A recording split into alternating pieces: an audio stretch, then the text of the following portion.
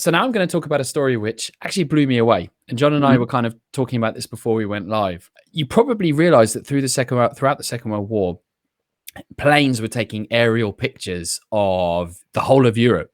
And Warsaw, the capital of Poland, was obviously no exception. So far, so conventional. But what happened to all those photos? Well, right after the war, a huge cache, I say, I'm never quite sure if it's cache or cache. I think it's cache, isn't it? Cache. There you go. Sorry.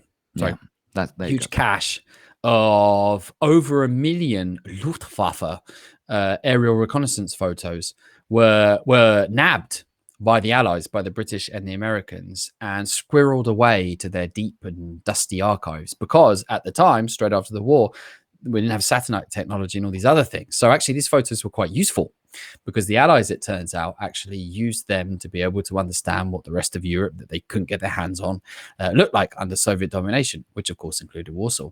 So those photos, literally hundreds and thousands of them, have been gathering dust in the archives until very recently.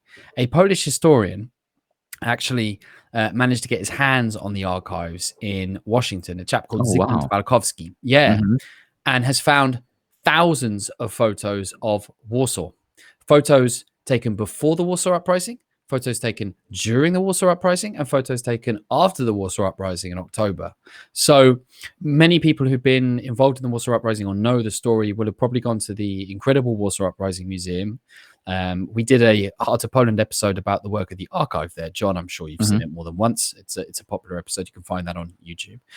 And they'll have gone to the film, which is called The City of Ruins, so Miasto Ruin, Ruina.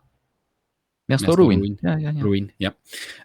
It was a little cinema, and that shows you these aerial photos. Well, this is like a mountain of photos compared to the small number, the several hundred that we used for that particular video. So this is a remarkable find. Now, in amongst all of the celebrations, I didn't pick this up, but I spotted it recently on thefirsnews.com, which is the best place to look about news about Poland. And it just blew me away. So I was showing John what they've done. There's a website, which is called korzeniemiasta.pl.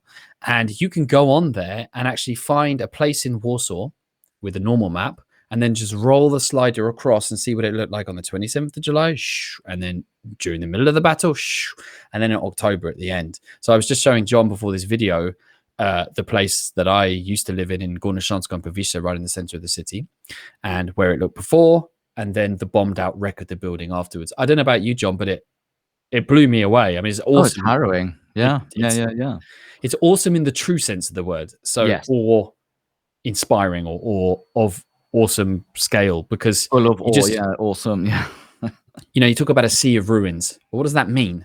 Well, this is about as close as you can get to that sea of ruins, because you see all of these bomb craters and burnt out houses. And as John and I was saying, each of those burnt out houses is not only someone's house, but it's also probably someone's grave.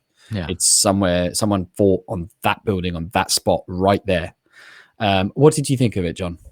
I found it incredible. I love aerial photography and seeing these maps, and especially in a city such as Warsaw, where you really have such a huge scale of destruction that you can see, what it looked like before and what it looked like after. And in fact, one of the most harrowing views of Warsaw after the Warsaw Uprising, or after the Germans, went about destroying the whole entire city, like burning it to the ground, is just seeing just thousands upon thousands of houses, like without any roofs, just kind of empty, just completely empty. And it really, it's a harrowing sight. You really get a sense of the scale of destruction, the amount which was razed to the ground. And of course, it's not just physical buildings. It's quite right what you're saying. It's people, dying in these places, but also hundreds of thousands of people actually being evacuated from the city after the Warsaw Uprising.